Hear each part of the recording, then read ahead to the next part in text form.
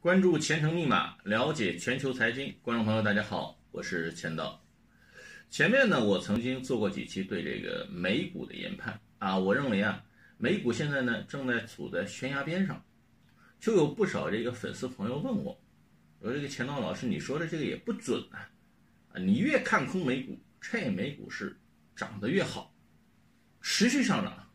那我当时就跟他们说哦，对这个美股的研判，咱们千万不要只看几天或者几周，美股它现在越疯狂，在不远的将来啊，它可能会摔得越重。这话还没有落地呢。今天6月12号，道琼斯指数跳空低开，暴跌了1800多个点。纳斯达克指数呢，昨天都涨到10086.90点了，今天大跌500多点。标普500也跌了将近200个点。我为什么一直看空美股呢？哪怕是美股前期那么强势，也是一直看空。这一期钱道呢，就才从另一个角度啊，跟大家详细的分析一下。其实大家现在都很清楚，美股前期的上涨，说来说去就是什么？美联储它连续放水的原因，并不是真的什么经济回暖向好。我们看一看啊，最近这个美联储购买债务的一个情况。首先呢，美联储在购买国债的规模上，它是逐步的缩小。对于这个国债的购买规模啊，6月8号到12号的时候，它的购买规模是40亿，那么之前还是45亿的，然后到50亿、60亿，然后就逐步的下降，这是国债的购买规模在下降。但是企业债这边没有减少，它还是维持一个现状。8号下午3点30分，美联储发布了叫降低主接贷款的一个门槛，对更多的中小企业发放贷款。这个主接贷款啊，跟给那个小企业局发放的工资保障计划呢是不一样的。那个工资保障计划，它是为了保证有条件的企业拿到这个救助用来发工资，那么你就可以不用还，主要目的呢是为了保住岗位。而这个主接贷款呢，它纯粹就是属于贷款性质，它没有太多的强制性的条例。也就是说，你贷到钱了啊，这个钱拿走以后，你拿它去干什么，没有什么特别的严格说明、严格规定。那么以前的时候呢，这个最低的贷款额度呢是50万美金，现在呢降低到了最低贷款额度可以贷25万美金啊，就是说你可以贷到更少的钱啊，可能企业之前不太符合要求的，拿不到主接贷款的，那现在你也可以拿到了，而且呢，它不需要贷那么多，贷款少一点的中小企业也都可以符合这个条件了。现在啊，这个美联储提高了贷款额度的一个上限啊，继续放水，继续加码。你企业你是需要钱对吧？好，找我就对了啊，我就贷给你。而且呢，包括它要延长的这个选项啊，就是还贷的这个周期啊，以前是4年，现在呢变成了5年了。包括本金的这个部分的归还，它也是延长了一些。而且呢，美联储啊对整体的债务它会承担95%，在整个债券的主借贷款里面，也就是说都是由美联储来买单。都由美联储来兜底，大家不用怕啊，都来贷。所以呢，我们看到这个消息啊，是在这个8号下午的3点30分发布的。发布了以后呢，是对市场的消息面就有一个很积极的一个反应。那么前2天，这个整体上市场的情绪呢，并没有因为上周五的非农数据失真导致恐慌，因为大家看到了什么？看到一个事实，就是现在的美联储现在是铁了心啊。一心要向市场提供更多的资金。其实美联储提供这么多资金放水，也并不一定说是要救股市啊。美联储的本意的话，我想呢是应该是救助企业。大家想，这个企业要是保住了，那企业的岗位它就能够保住啊。岗位保住了，员工就不会失业啊。员工不失业，那社会的整体经济的运行，整体的这个景气度就会好很多。这个呢，也应该是美联储的一个主要的工作目标要维持金融的稳定。那好了，这里面就有问题了。是不是所有的企业拿到钱以后，他都去保证工作岗位呢？去扩大再生产呢？不再裁员呢？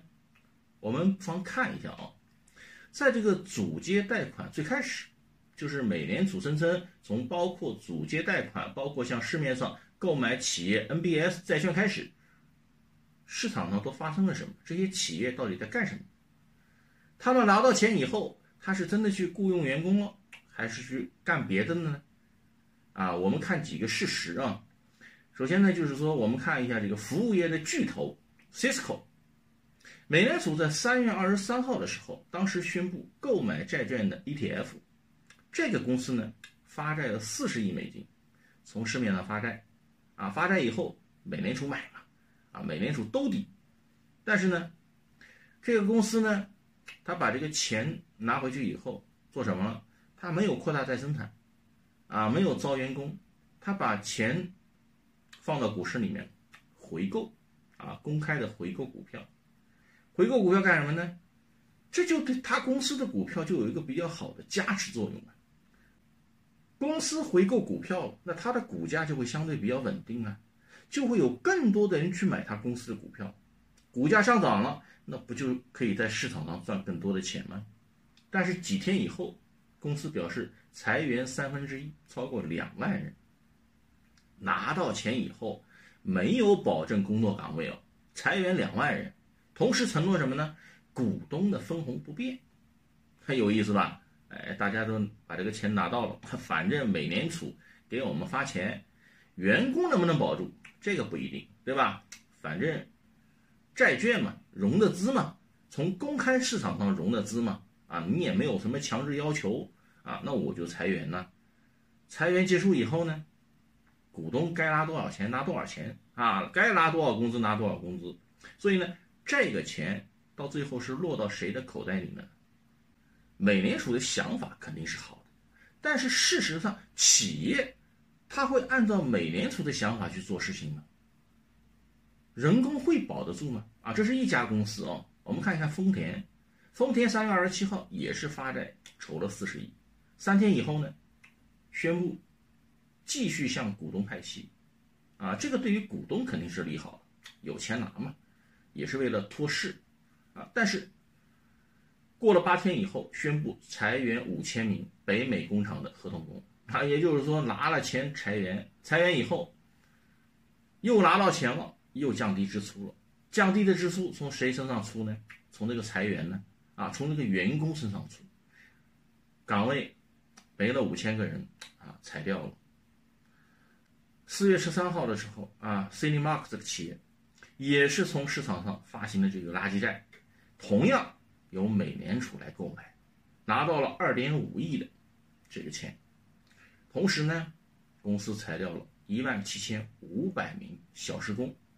小时工裁掉这么多人，但是高管们那个薪酬依然是非常的丰厚。所以我们看到的就是美联储实施的购债计划的时候，这几家企业的一个反应。那么接下来美联储它还会继续的去降低门槛，给企业提供更多的贷款呢，让你去拿主借贷款，拿完以后你又没有限制，那最后会怎么样呢？比如像航空公司航空公司很多是拿到大量的贷款了，但是他们的条件是什么呢？在9月30号之前不允许裁员，但是呢，从10月份开始，那就不能够保证了。贷款该拿的拿维持这几个月以后，10月份以后，那该裁员它还是裁员了。而且这个美国4大航空公司其中有一家最大的航空公司已经明确说明10月1号以后它是要裁员的，没有办法所以我们说这些工作岗位也好，这些钱也好，给到了公司，到底被谁用了，用到什么地方去了？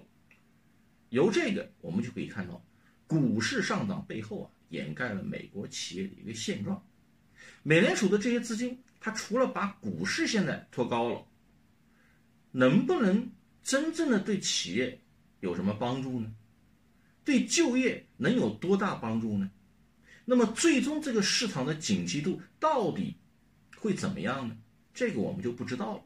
但是呢，我们必须要看到另外一个事实，就是目前美国的高品级投资评级公司总共发债超过了 1.1 万亿，是2019年同期的2倍这个我们可以理解，毕竟是遇到疫情嘛，这个企业大家这个流动性都不是太好，没钱呢，所以我们就发债募资。现在呢，美国总体公司债的债务已经达到了16万亿美金，占到了美国 GDP 的 75%， 这是一个非常恐怖的数字。可能我们说这个数字大家没有什么特殊的感受，但是等到如果经济复苏的速度没有大家预想当中那么快，在未来几个月市场它到底会发生什么呢？今天大家看一看，美股已经开始大跌了。我们并不是说这个美股它就不会反弹了因为市场它永远是动态的，货币政策它可以买来时间，问题是什么？它绝对解决不了根本问题。大量的公司发的债，然后收到钱以后，股东拿去分了，拿去分红，该高兴的高兴，然后呢，从那个市面上回购股票，托高股市，维持了股价的稳定。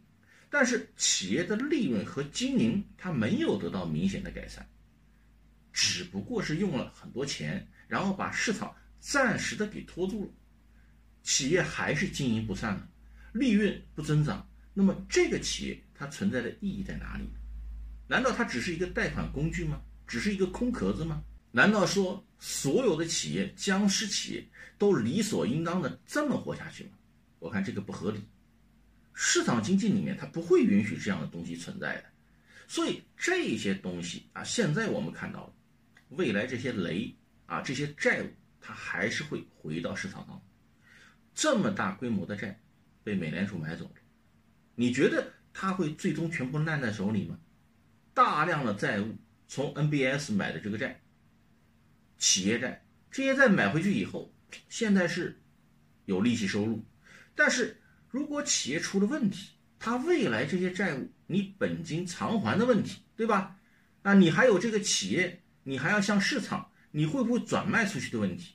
你未来是不是一直把你的资产负债表上这些债务是一直牢牢的由你美联储自己掌控自己消化吗？印钱自己消化吗？这个肯定是不合理的。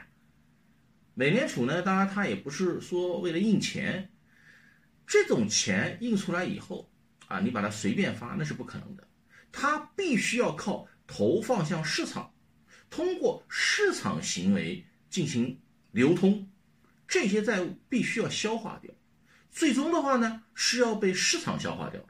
所以短期内大量的公司债务它推升了股市，把股票市场推得非常的好，企业呢推得比较的嗨股东们也很开心。但是市场的问题，我觉得大家心里面一定要有一个数。现在的市场都是疯狂的去买，都是在暴涨，都是在买。但是问题是，到最后是一定市场买单的。当市场出现问题了，哪里有一个风吹草动垮掉的时候，你是不是能够跑得比较快现在的问题是比到底谁跑得快的问题。现在的美股它确确实实有一点什么呢？就是我们所讲的叫博傻了。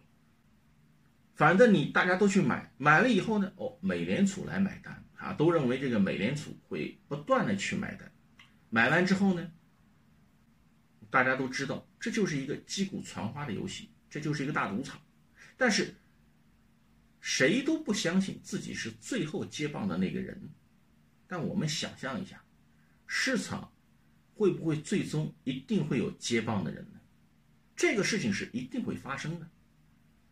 你现在这么高的债务，这么多的企业，它又没有特别好的盈利方式，企业经营状况也都出现了一些困难。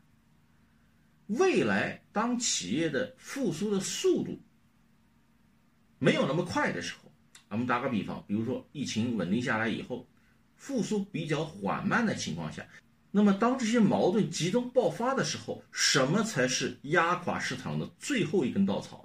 很多人会说会不会是美国大选？美国大选如果结束了，股市是不是该怎么样还就会怎么样呢？大家都可以去想一想啊。现在的美国大选，很多人都在开玩笑，这个现在谁选上总统，不管是特朗普还是拜登，可能都会心有点虚啊。为什么呀？